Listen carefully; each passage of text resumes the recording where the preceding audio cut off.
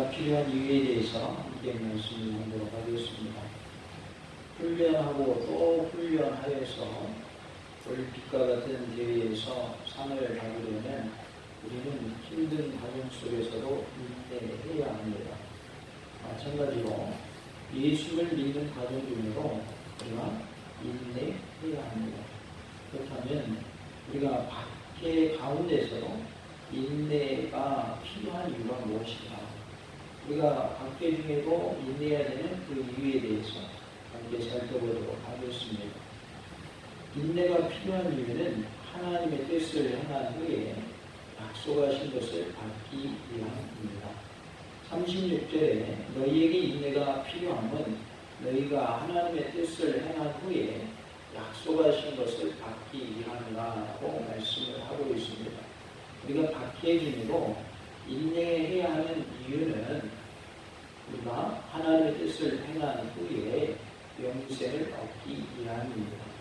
우리가 어떠한 환난과 핍박 속에서 박해 중에도 우리의 믿음을 지킴으로 말미암아 영생의 복을 누리는 은혜가 있기를 원합니다. 지금 당장은 큰 박해가 없을지라도 앞으로는 박해가 있을 것을 성경은 말씀하고 있습니다. 그래서 앞으로 어떤 환난이 오고 핍박이 오고 박해가 온다 할지라도 어떤 고난이 온다 할지라도 끝까지 믿음을 지킴으로 인내함으로 구원의 복을 누리는 은혜가 우리 모두에게 있기를 원합니다. 가져오시다. 박해 중에도 인내가 필요함은 영생을 얻기 위함입니다. 우리가 하나님의 뜻을 행한 후에 약속하신 것을 우리에게 주신다고 했어요. 그것은 곧 우리가 박해 중에도 인내할 때에 영생의 복을 주시고 구원의 복을 주실 것을 말씀하고 있습니다. 우리가 지금은 평안한 때다 이렇게 볼 수가 있겠죠. 그러나 언제 환난이 오고 언제 핍박이 올지 우리는 알 수가 없어요. 그렇기 때문에 미리 말씀으로 무장하고 실제로 그러한 환난에 처할 때, 박해가 있을 때에 하나님의 말씀을 붙잡고 승리하는 우리하여 영생의 복을 누리는 은혜가 우리 모두에게 있기를 원합니다. 개인에 따라서는 현재 예수를 믿으면서도 박해 중에 예수를 믿는 경우도 있을 것입니다. 우리가 저 천국의 상급을 바라보면서 영생의 복을 누릴 것을 소망하면서 믿음으로 인내하며 승리하는 은혜가 있기를 간절히 원합니다. 하나님은 우리에게 이루하여 주시며 힘을 내라. 너희에게 상급이 있다. 너희에게 영생의 복이 준비되어 있다. 저 천국이 준비되어 있다.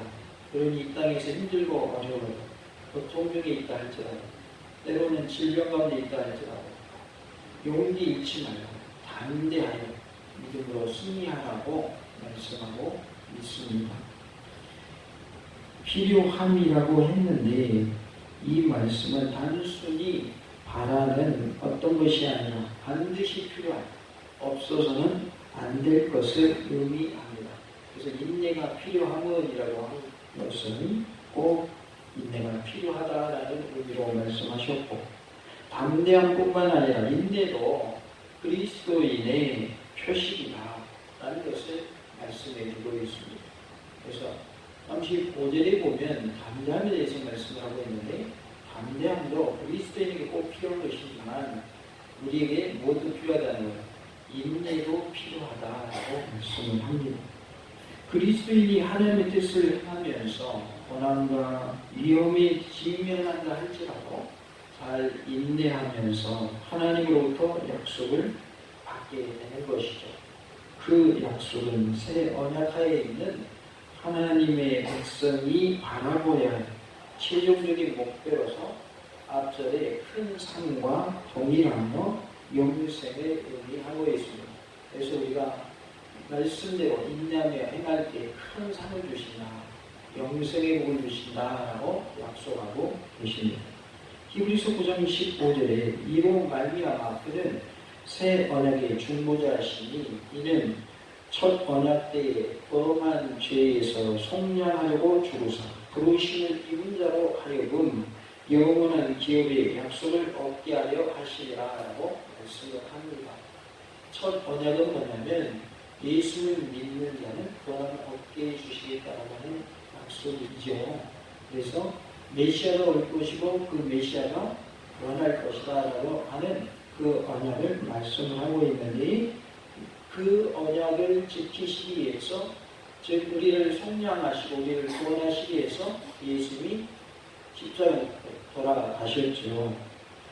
그리 하심으로 부르심을 받은 자로 하여금 영원한 기업의 약속을 해주셨습니다. 영원한 기업이 뭡니까? 바로 천국을 바라보죠.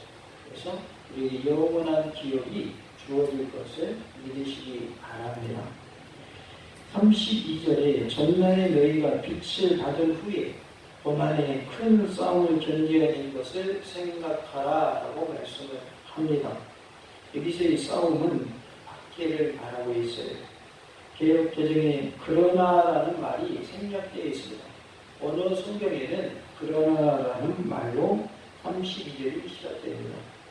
이전 문단, 즉 26절부터 31절에서 배교자에 대한 엄중한 경고를 하는 반면에 32절부터 36절에서는 경고하는 달리 위로의 말씀을 전하고 있음을 암시해주고 있습니다. 그래서 배교자에게는 하나님의 엄중한 심판이 있을 것이다 말씀하신 후에 오늘 본문의 말씀을 주고 있습니다. 위로의 말씀을 주고 있는 것이죠. 그러니까 배교자가 왜 생겼는가라는 것을 우리가 생각해 보아야 됩니다. 배교자가 왜 생겼을까요? 박해가 있으니까 배교하는 사람이 생기는 거예요. 평안할 때에는, 박해가 없을 때는 배교할 일이 있어요, 없어요? 하나님 떠날 일이 없는 것이죠. 물론 평안한 중에도 하나님 떠난 사람도 있을 수 있지만은 비교적 환난의 때가 더 배교하기 쉬운 환경인 것을 알 수가 있어요. 그래서 우리가 하나님의 말씀대로 끝까지 믿음을 지키려면 평소에 우리의 믿음이 굳건해야 할 것을 우리가 기억해야겠습니다. 평소에 믿음이 약한 사람은 환난이 오고 핍박이 오고 박해가 오면 어떻게 될까요? 쓰러지겠죠. 하나님 떠나겠죠. 예수님 부인하겠죠. 그래서 우리가 평소에 믿음으로 굳건하게 사는 그러한 은혜가 있기를 원합니다.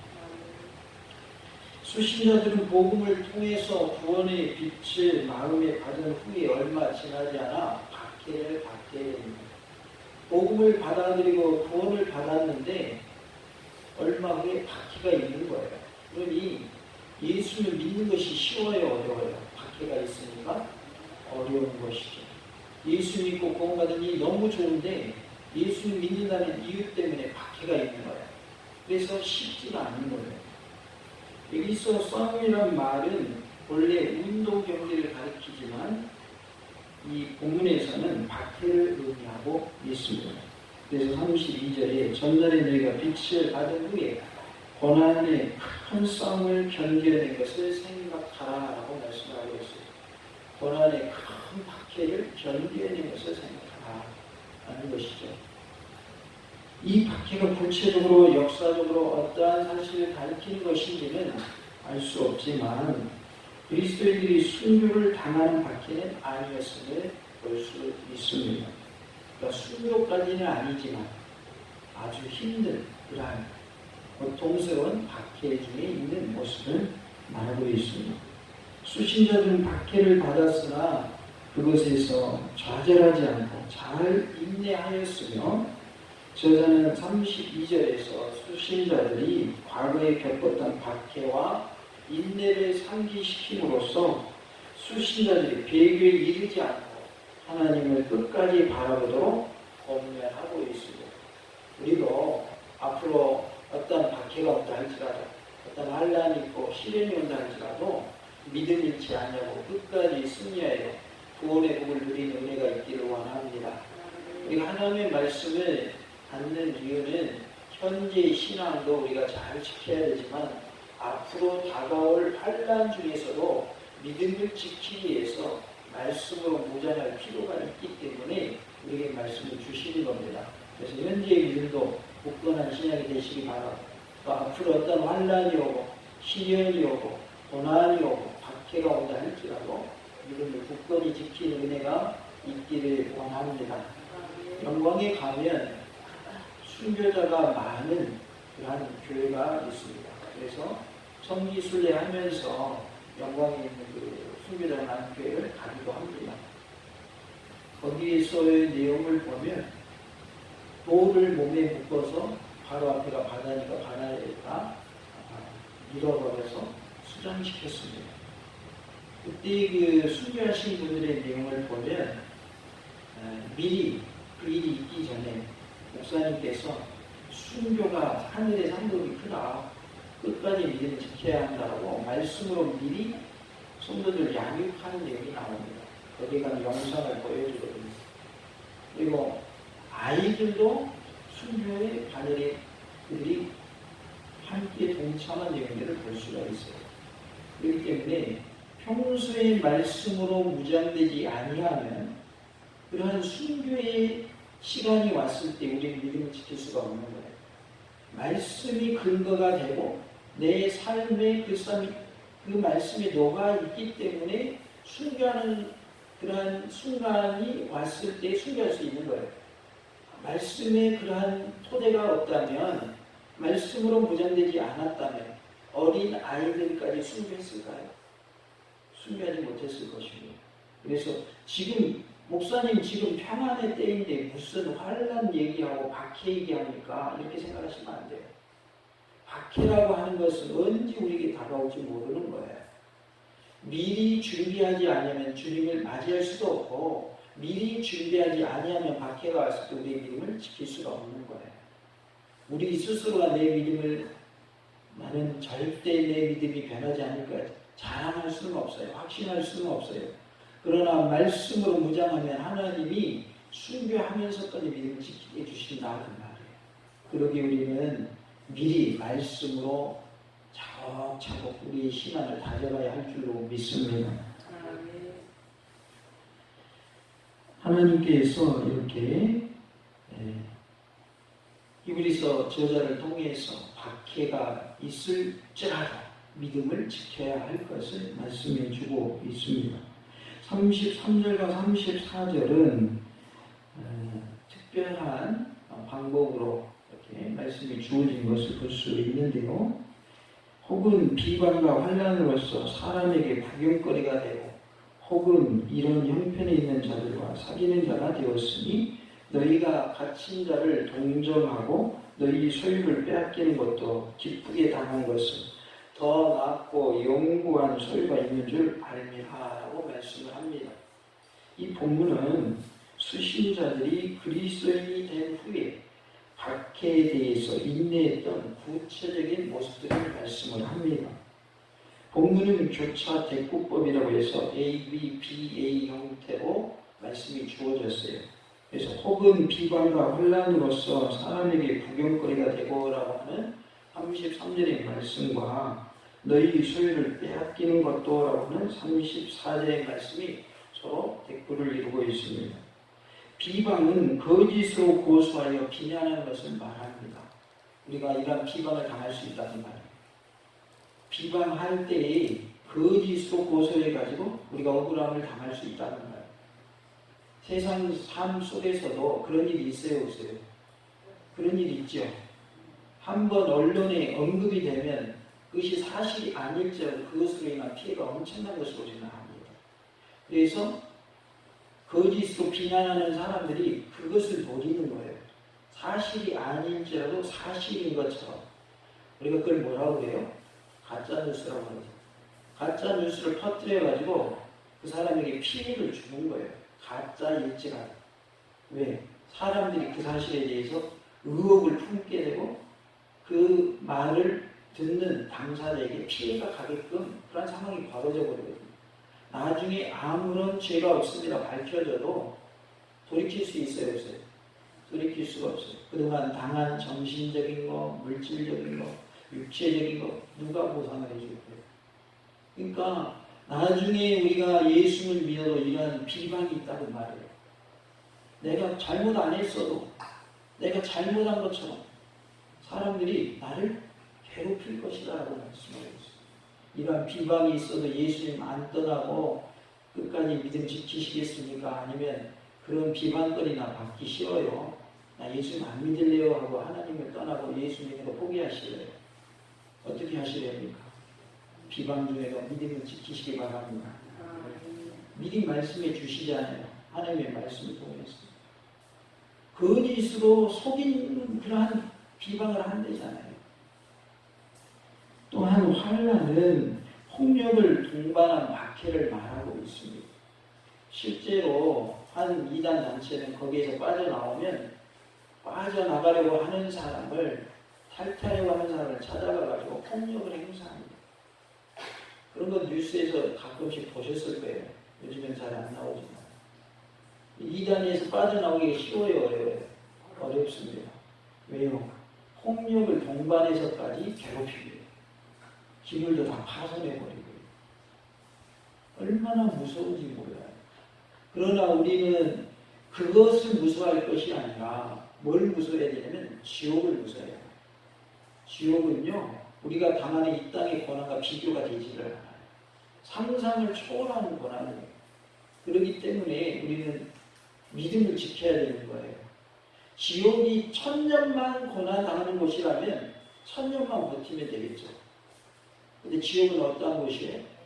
영원히 벌받는 곳이에요. 벌받는 게 정해져 있어요. 끝없이 계속 영원토록 벌받는 거예요. 영원토록 벌받는 거예요.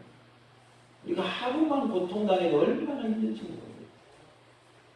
몸살로 우리가 너무 힘들 때가 있어요. 너무 힘들어가지고 온몸이 막 근육통이 있고 몸도 꼼짝 못하겠고 숨도 잘 안 쉬어지고 목도 붓고 하루만 그래도 힘듭니다. 조금만 아파도 힘들다고요. 그런데 지옥은 그 질병의 고통보다 더한 것이 지옥이다. 우리는 죽음을 두려워합니까? 아이고 죽음 하나도 안 무서워 그럽니까?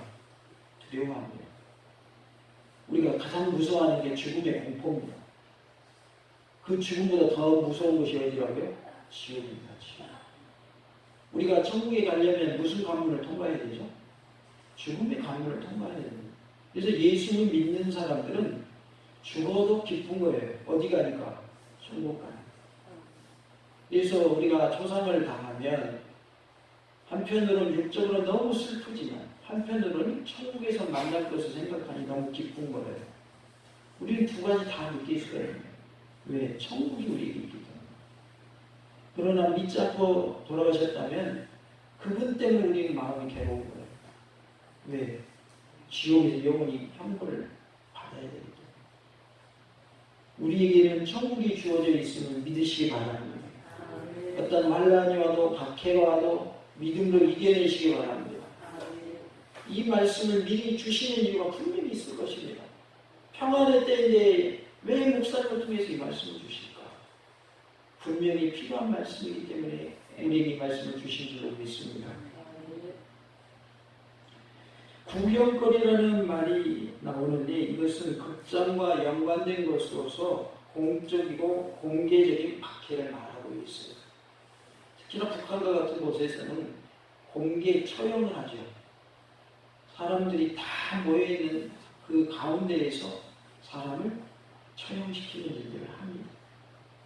그런 식으로 우리에게 주어질 박해는 공개적인 박해가 될 것을 말씀하고 있어요. 하나님의 말씀은 너무나도 자세하게 우리에게 말씀해 줍니다. 세세하게 알려줘요. 그러니까 우리가 이런 박해, 환난 두려워하지 말고 그러한 환난이라도 박해가 와도 우리가 믿음을 지킬 수 있도록 지금부터 믿음으로 우리가 바로 서야 하겠고 또 기도로 우리 앞날을 준비해 나가는 그러한 지혜가 있기를 원합니다. 수신자들 과거에 주변 사람들에게 거짓으로 고소를 당하기도 하고 폭력을 당하기도 하며 공개적으로 조속거리가 되기도 하였습니다. 한편 빼앗기는 것은 폭도들에게 재산조차 빼앗기는 고난 당하는 것을 의미하고 있습니다. 그러면 우리도 이럴 수 있다는 걸 말씀해 주십니다. 앞으로 우리도 재산적인 손해를 입을 수 있다는 거예요. 뭐 때문에? 예수를 믿는 것 때문에. 내가 모은 재산이 그게 얼마나 귀한 건데 뺏기면 안 되죠. 물론 뺏기면 안 되죠. 그런데 그런 환난도 있을 수 있다는 거예요. 왜요? 이들이 실제로 그런 고난을 당했어요. 혹은 이런 형편에 있는 자들과 사귀는 자가 되었으니라는 33절의 말씀과 너희가 갇힌 자를 동정하고 라는 34절의 말씀이 대표를 이루고 있습니다. 이것은 고난당한 그리스도인들과 동참함을 기록하고 있습니다. 당시 재산이 하나도 없이 감옥에 갇힌 자는 밖에 있는 사람이 돌보지 않으면 굶어 죽어야 했습니다. 그래서 당연히 돌보아야 했던 것이죠. 그러나 당시 그들을 돌보는 것은 감옥에 갇힌 자와 동일한 취급을 받았기 때문에 감옥에 갇힌 자를 돌보는 것은 상당한 위험을 동반하는 행위였습니다. 감옥에 갇힌 자가 예수를 믿는다는 이유 때문에 갇혔어요. 그런데 그 사람이 가난해요. 감옥에서 먹고 살아야 되는데 감옥살이 하더라도 생명을 유지해 나가야 될 거 아니에요. 그러니까 그것을 아는 다른 믿는 사람이 가서 돌봐주는 거예요. 그러면 내가 예수 믿는다는 것이 드러나야 안 드러나요. 그 사람이 갇혀있는데 내가 가서 돌봐주는 드러나잖아요. 그럼 위험을 감수하고 그 사람을 도와주는 거죠. 그렇게까지 해야 된다는 거예요. 실제로 그들은 그렇게 했어요. 위험이 있음에도 불구하고 그리스도인들은 감옥에 갇힌 자들을 돌봄으로 감옥에 갇힌 자들의 고난에 동참하였습니다. 우리 성도가 어려움에 처하면 함께 그 고난에 동참할 수 있기를 원합니다. 질병 중에 있는 성도가 있다면 그 성도를 위해서 기도해주고, 할 수만 있다면 찾아가서 또 위로해주고 기도해줄 수 있는 그런 모습이 되시기 바랍니다. 고난 중에 있는 자를 돌보는 것이 성도의 해야 합니다. 그리스도인은 나만 잘 되면 안 됩니다. 다른 사람도 잘 돼야 돼요. 우리가 잘 돼야 되는 이유는 다른 사람도 잘 되게 하기 위해서 잘 돼야 되는 거예요. 내가 예수 믿고 천국 가는 이유는 다른 사람도 구원받게 해야 하기 때문에 내가 먼저 구원받아야 돼요. 기독교는 이기주의가 아니고 이타주의입니다. 다른 사람이 잘 되게 하는 게 기독교예요.